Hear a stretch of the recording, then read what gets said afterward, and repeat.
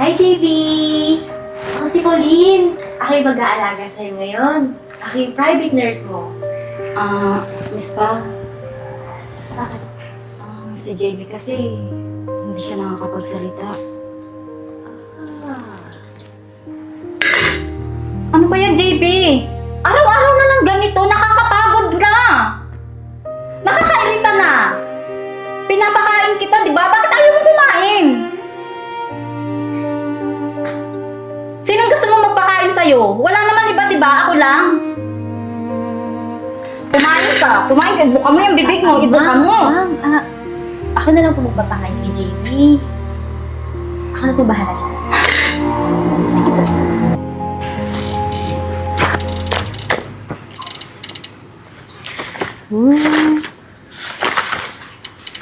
May ilang papeles.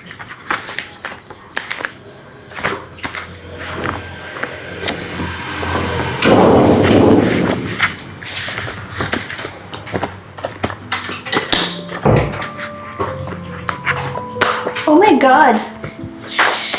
Are you that girl I hear about? Pauline? Sorry, sino po sila? Ba't bigla-bigla po kayong pumapasok? I know this house. And by the way, I'm Maricar. Ex ni JB. Uupo na ako ah. Anong kailangan mo? Gusto siya makita. Gusto kong makita ulit yung boyfriend ko. Boyfriend? Boyfriend? Yeah, you heard it right. Alam mo kung wala kang kailangan dito, umalis ka na lang. Sino ka para palayasin ako? Nurse ka lang naman dito ah. Ano bang pakay mo dito? Di ba sabi ko na, gusto kong makita si JB. At bakit? At bakit pa? Gusto kong magkabalikan kami. Ano? Magkabalikan? Oo. Alam kong mahal pa ako ni JB. Kung hindi lang siya na aksidente, alam kong kami pa rin. Sa tingin mo, babalikan ka pa? Yeah. Kaya nga ako nandito, di ba? I will get my man back. Kapal din naman talaga. Man? Man mo? Ex na nga, di ba? Ibig sabihin, dati pa. Kaya nga ako bumabalik, di ba? At ba't ngayon pa? Kung kailan kami na? Kayo? Nurse ka lang naman dito, magiging kayo. Ano, habol mo pera? Ano sinasabi mo? Never na involve ang money sa amin. Eh mukha kang mahirap eh. Ano pa bang hahabulin mo kundi pera? Kung magsalita ng ganyan ah. Dahil wala ka naman dito nung... I can say whatever I want. Anong karapatan mo? Eh wala ka naman dito nung nahihirapan siya. Nahihirapan siya magsalita. At ngayon babalik ka? Kung mahal mo siya, ba't ka umalis? Wala kang alam sa mga nangyari.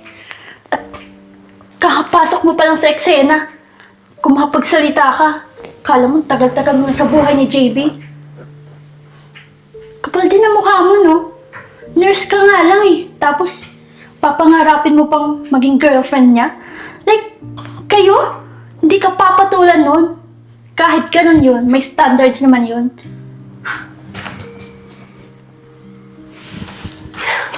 Gusto mo siyang kausapin. Siyang kausapin mo, wag ako. Alam mo, mas mabuti pa. Tawagin mo si JB. At gusto ko siyang kausapin. Bilis! Ano, hindi ka tatayo? Nautusan ka eh. How dare you, girl?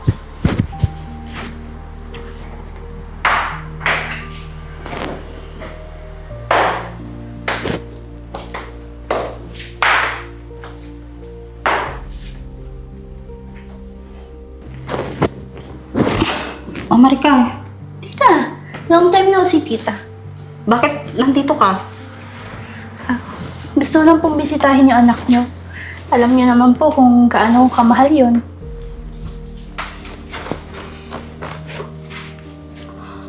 Bakit ngayon pa?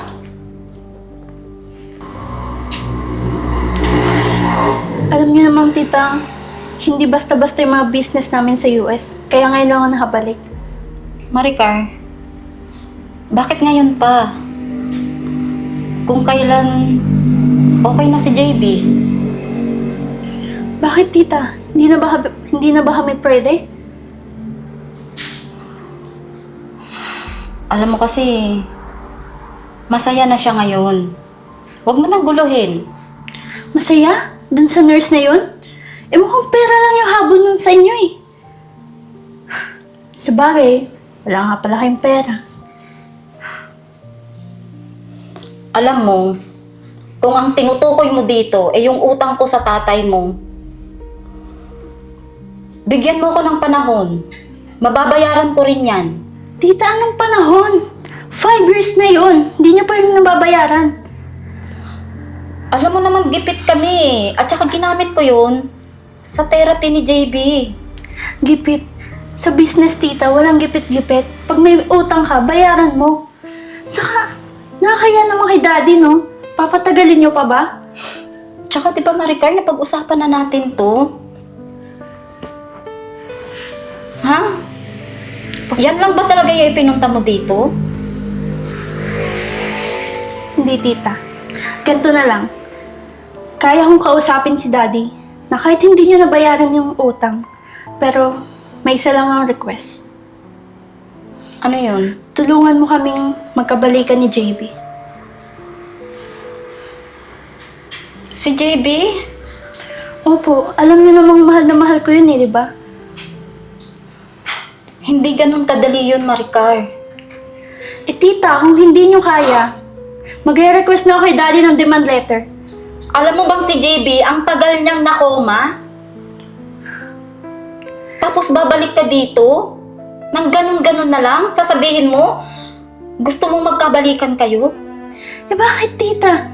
Mahal ko nga yung anak niyo eh. Pues nasaan ka nung kailangan ka niya? Wala ka, di ba? Tapos ngayon yan ang sasabihin mo? Mahal? Mahal mo siya? Tita, ang dami niyong sinasabi.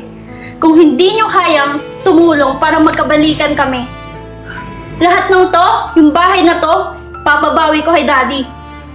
Mawawalan kayo. Pumili ka. Itong bahay na to, o tutulungan mo ako. Ayun lang naman yung kondisyon ko eh. Mahirap ba yun?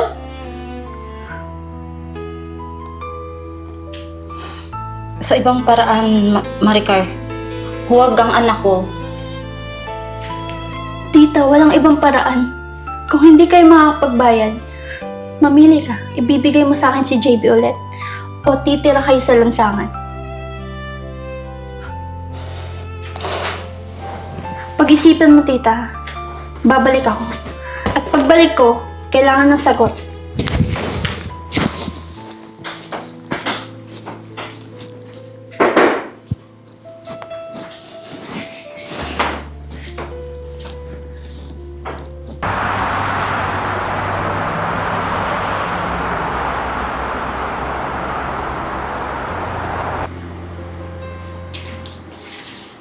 Pao, ano kanina ka pa dito naghintay? Uy. Uy. Hello. Pao. Ano nangyari sa'yo? Palala ka. Si tita kasi, Mm. tsaka si Maricar, narinig ko. Maricar. Ex ni JB. My God. Bakit? Ano nangyari?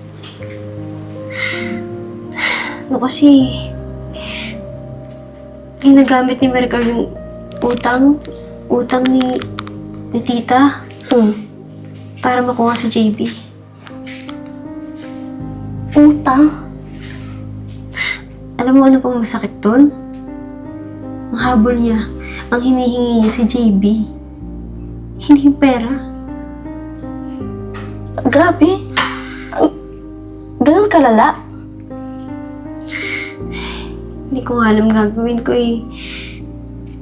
Ayoko namang masira yung pamilya nila. Alam mo naman na mahal ko si JP, di ba? Oo. Pero parang ayoko naman yung pagmamahal namin eh. Yung makakasira sa pamilya niya.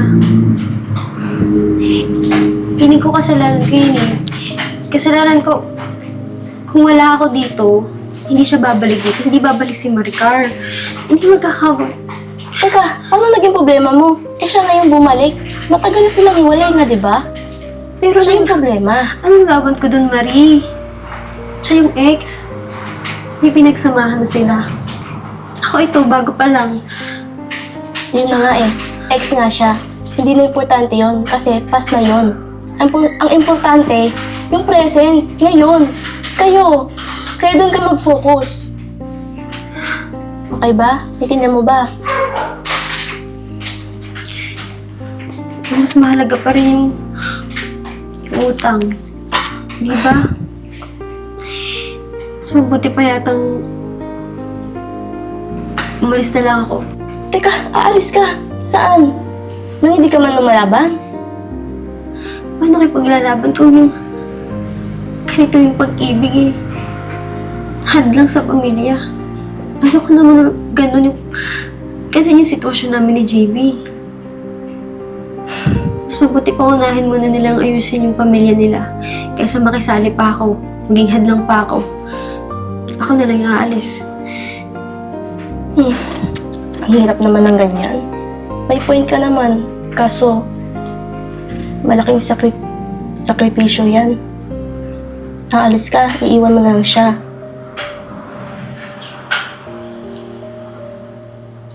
Tamang desisyon ba yan? Sa tingin ko, wala naman ako ibang magagawa eh. Sa tingin mo, para sa ikakasaya mo yan. Hindi sa ikakasaya ko pero sa ikatatahimik ng gulong to. Sige. Kung yan ang desisyon mo, basta dito lang ako, support kita.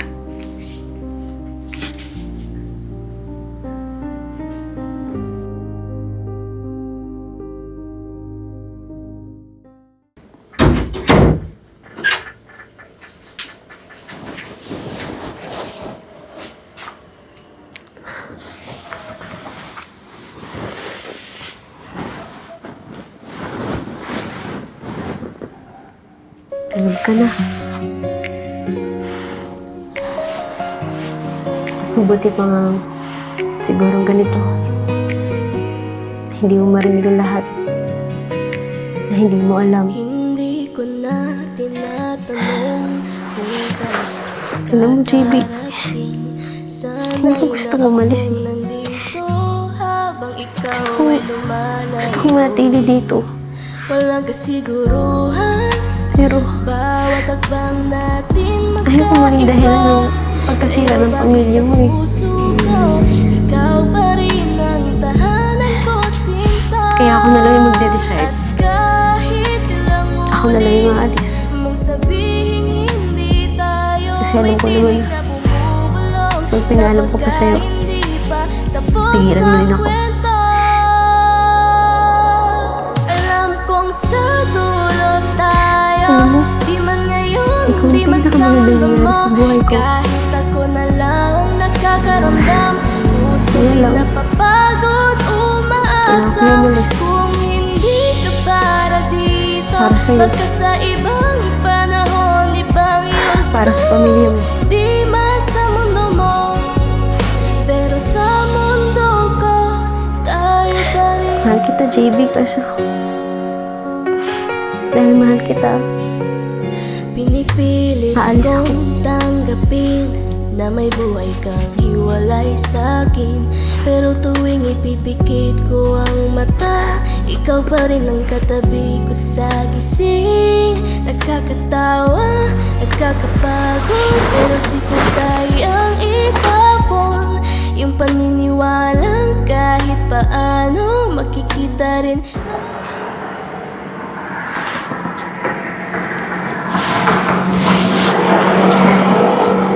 Pao, aalis ka?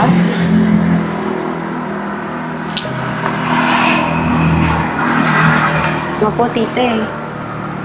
Kailangan. Mahirap mo po para sa akin pero ito po yung tingin kong tama para kay JB. Hindi na ba talaga kita mapipigilan? Paano si JB? Nasanay na siya na nandyan ka palagi. Ano na lang ang sasabihin ko sa kanya? Gusto ko naman manatili, tita, pero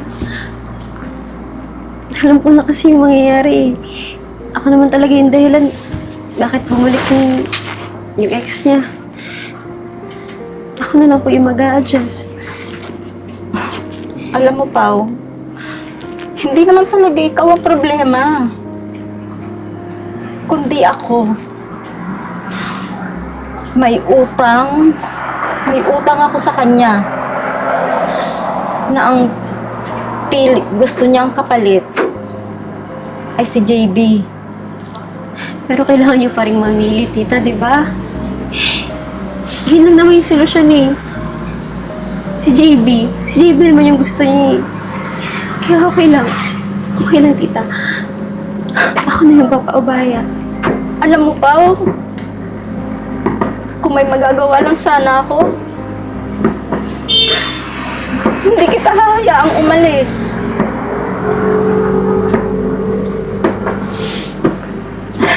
Kaso,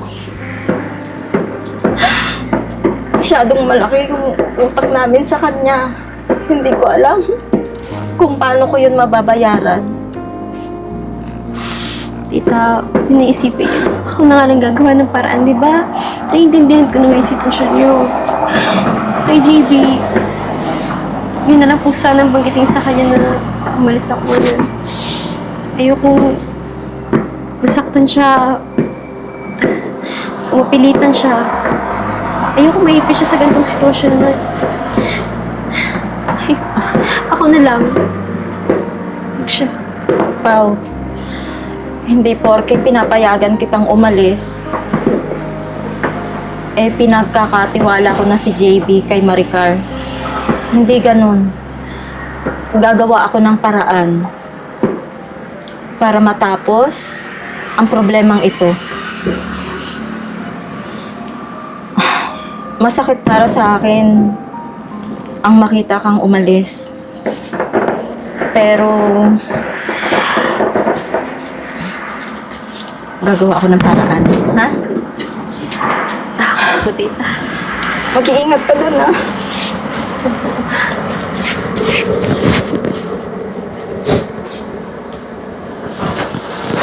Sige na po. Alis na lang po. Magising pa si JB.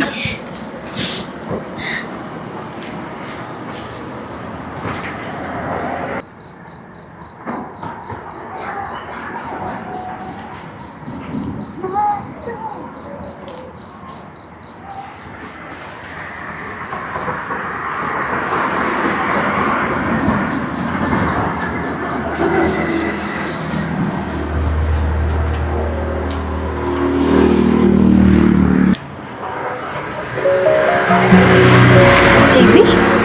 Huwag kang aalis. Kailangan kita. Pero kailangan ko. Kailangan natin. Para sa pamilya mo.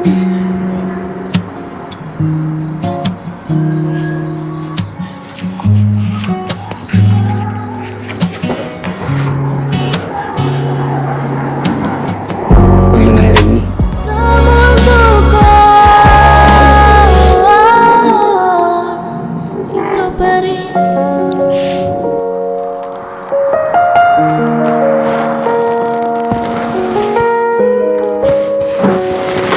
JB?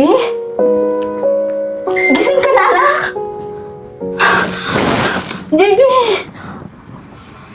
Kamusta pakiramdam mo, anak? Okay naman ba?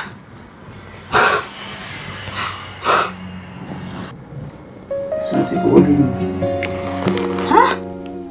Sino Pauline? Sino sinasabi? Ma'am, check ko lang po yung details. Oh, gising niyo po pala siya, ma'am. Hindi ko na tinatanong Ah, kung kaya